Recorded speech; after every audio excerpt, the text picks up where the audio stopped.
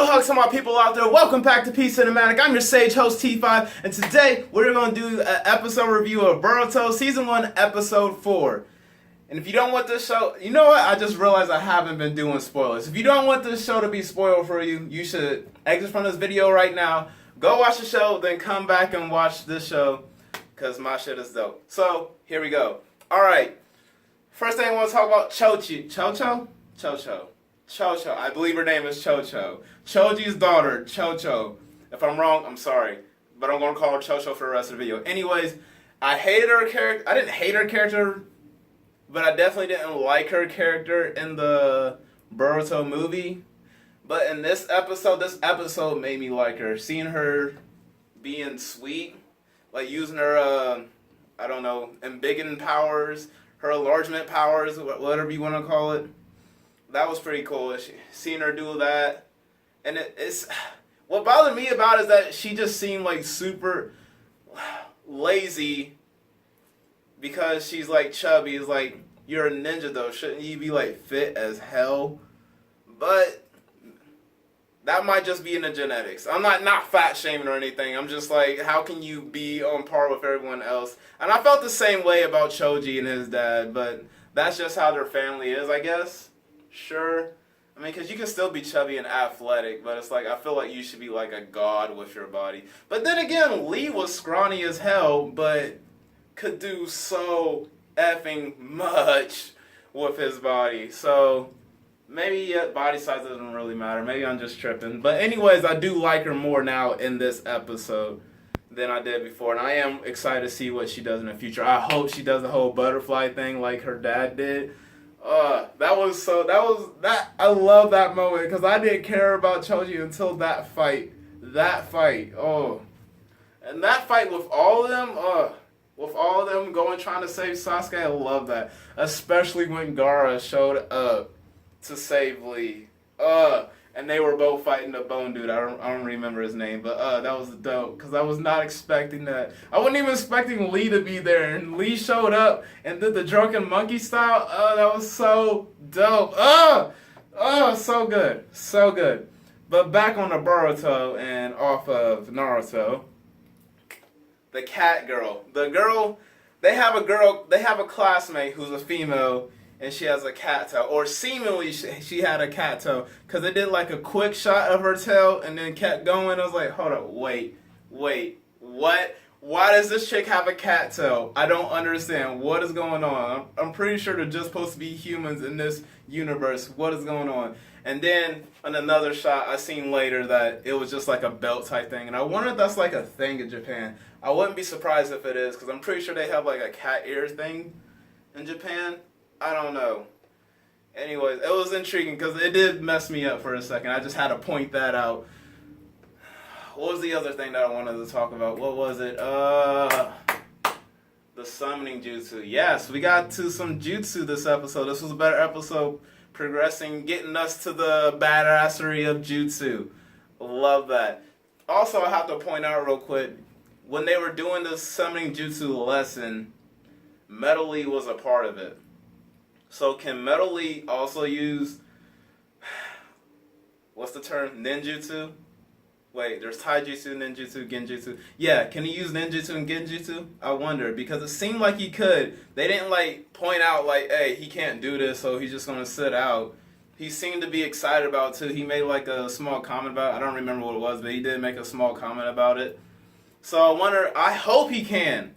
I want him to be dope. When it comes to fighting with taijutsu, I definitely want that, just like Lee, but also want him to have like at least some genjutsu and ninjutsu abilities, like Guy.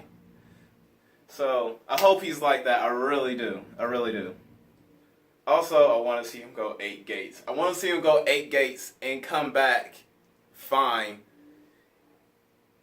and like that just be a thing he can do, but. That's a later thing. Back to summoning jutsu.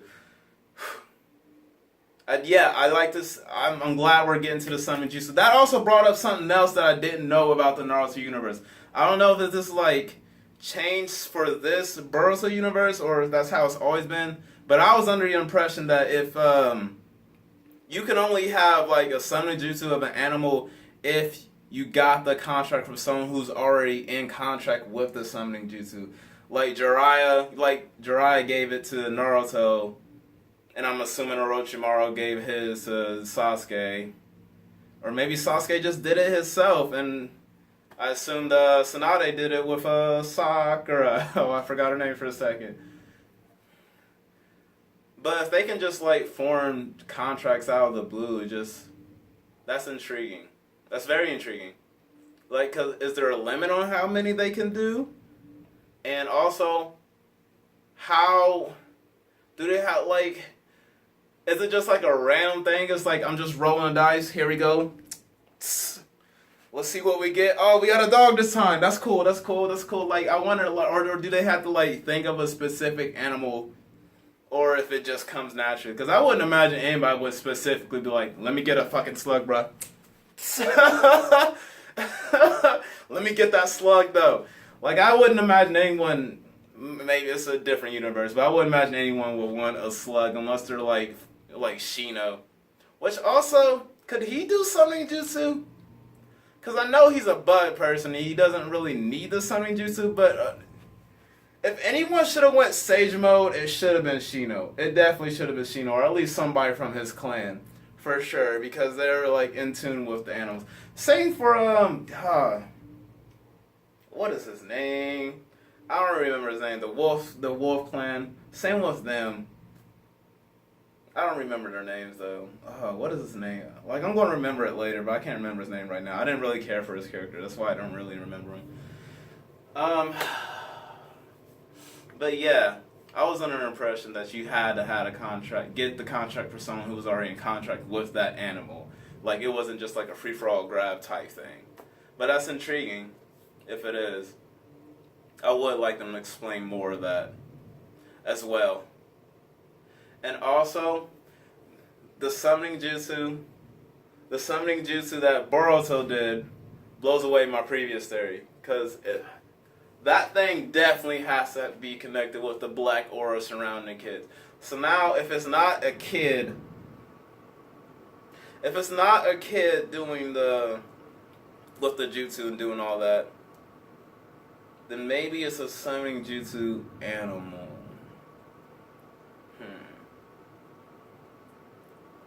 But then how would it get over to the real world, and how would it be affecting people? Maybe my theory still stands. Maybe my theory definitely still stands. Maybe the kid with dope powers summoned the animal by accident one day because he was trying to learn. Then the summon jutsu animal monkey snake thingy. I think there was a monkey snake thing. He imbued the kid with powers, even more powers, and maybe that kid's in Sage Mode, can go Sage Mode now. And maybe the summoned animal type thing also... No, maybe the summoned animal type thing, whatever the summoned jutsu animal is, whatever that thing is, it's conspiring to go after Boruto for whatever reason, because it does seems like it's specifically targeting Boruto, and it doesn't look like the Boruto movie is canon, so you can't. I don't think the other god things is in effect right now, so I don't think it's them, or maybe it is. I don't know. Either way, we have to find out and see, but I'm still holding to my theory.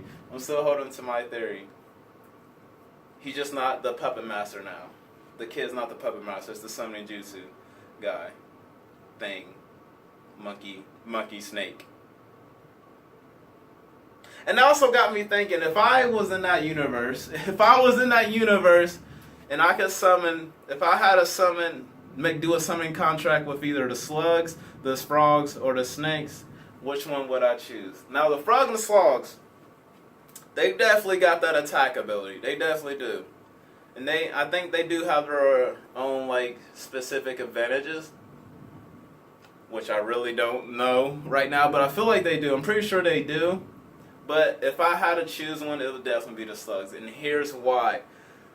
The slugs are beasts. They can just heal you. Like Sakura and Tsunade just summoned them, and they just they healed everyone. Like I think they distributed the user's chakra, but either way, they still healed everyone, which is pretty cool. That's pretty dope. Now imagine if you went Sage mode with that. I imagine that you have like a healing factor like Deadpool. Like seriously, like you just like arm chopped off, grows back on. Like, at least for a limited time. So I would definitely choose the slugs just so I can get Sage mode and get that ability. Even if it's just for a short amount of time, that would still be pretty dope. Or if I'm like down real quick I'm like dying, it's like, oh, there's no healing ninja around. Shit. Slug, save me. I forget the name of the slugs, any of the slugs. I did know them, but I forget them. But yeah. Also, I want to point out another. No, I'm gonna save that for another video where I talk about. Not even gonna spoil it for you, but I'm gonna say that for another video. Ooh, can't talk. But I think that's all I'm gonna say for this video. This has been Peace Cinematic. I'm your host T5. If you want, you can go ahead and talk to me through social media. There's links down below for my Twitter, and you can just comment in the comment section down below if you want to talk to me. I will talk back. Yeah. Also, you can comment on the show, just say whatever. And, man, I need to work on my outros. One of these days, I'm going to have, like, my outro game down. One of these days. But, yeah, that's it. Bye.